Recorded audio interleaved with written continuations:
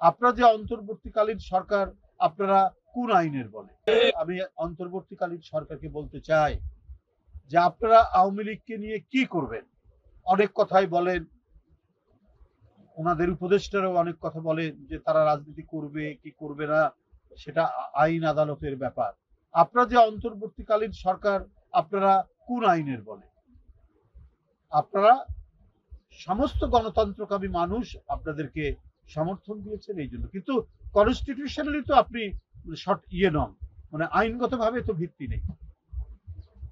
যারা গণতন্ত্রের জন্য লড়াই করেছে তারা প্রত্যেকে আপনাদের সমর্থন করেছে, আপনারা সেটা চালাচ্ছেন। এখন আওয়ামী লীগের ভবিষ্যৎ কি হবে, আওয়ামী লীগ কিভাবে রাজনীতি করবে সেটা নির্ধারণ করা দায়িত্ব তো আপনাদের, কারণ প্রশাসন আপনাদের হাতে, অন্য সমস্ত স্টেট মেশিনারি আপনাদের হাতে। তাহলে ওদের যে এই সমস্ত নাশকতাকারী এবং ভয়ঙ্কর সন্ত্রাসী আওয়ামী দোসরদের লোকরা যে ঘাপটি বেড়ে আছে বিভিন্ন তৃণমূলে, বিভিন্ন জায়গায়, বাঁশঝাড়ে থেকে শুরু করে সমাজের মধ্যে নানা জায়গায়, ওদের কাছে তো প্রচুর টাকা আছে। ওদের কাছে পেট্রোল কিনে মানুষের বাড়ি পুড়িয়ে দেওয়ার যে অর্থ, মানুষকে হত্যা করার জন্য যে অস্ত্র লাগে তার অর্থ তাদের কাছে আছে। তো সেইটা দমন করতে আপনাদের কি আইন প্রণয়ন করতে হবে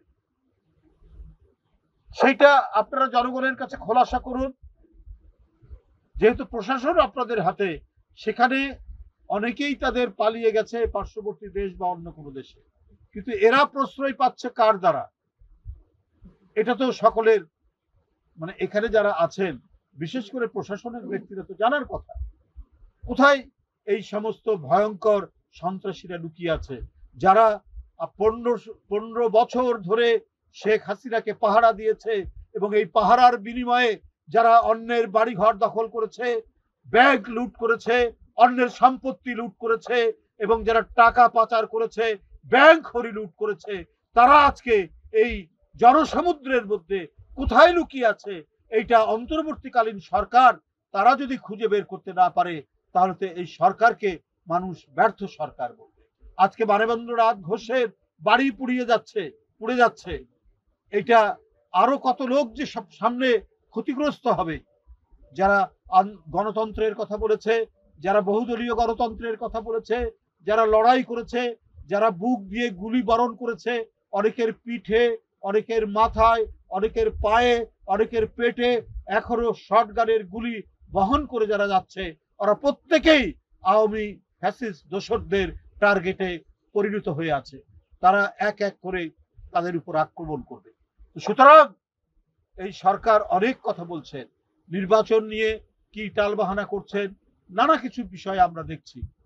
এই সরকার তো গণতন্ত্রের সংগ্রামের ফসল, তার তো প্রতিটি ক্ষেত্রে জবাবদিহিতে থাকতে হবে, জনগণের কাছে জবাবদিহিতা করতে হবে যে মানবেন্দ্রনাথ ঘোষের বাড়িতে আগুন লাগলো কি করে, যে ফ্যাসিবাদের বিরুদ্ধে তার চিত্রকর্ম দিয়ে, তার শৈল্পিক চেতনা দিয়ে সে সেটাকে প্রতিবাদ করেছে, এই অপরাধী। এটা হতে পারে না। অন্তর্বর্তীকালীন সরকার যদি এগুলো দমন করতে না পারেন তাহলে তো জনগণ তারা রুখে দাঁড়াবে, জনগণ কিন্তু প্রতিরোধের জন্য প্রস্তুতি নেবে। কারণ সরকারের দায়িত্ব প্রত্যেকটি মানুষের জীবন এবং মাল নিরাপত্তা বিধান করা। আর যারা গণতন্ত্রের জন্য লড়াকু যে সমস্ত সৈনিক, রাজনৈতিক কর্মী, শিল্পী, কুশলী যারা রয়েছেন, তারা আজকে নিরাপত্তাহীন, তাদের বাড়িঘর পুড়ে যাচ্ছে, ছাই হয়ে যাচ্ছে, ভস্মীভূত হচ্ছে। যেখানে মানবেন্দ্র ঘোষের অনেক শিল্পকর্ম ছিল সেগুলো ভস্মীভূত হয়ে গেছে।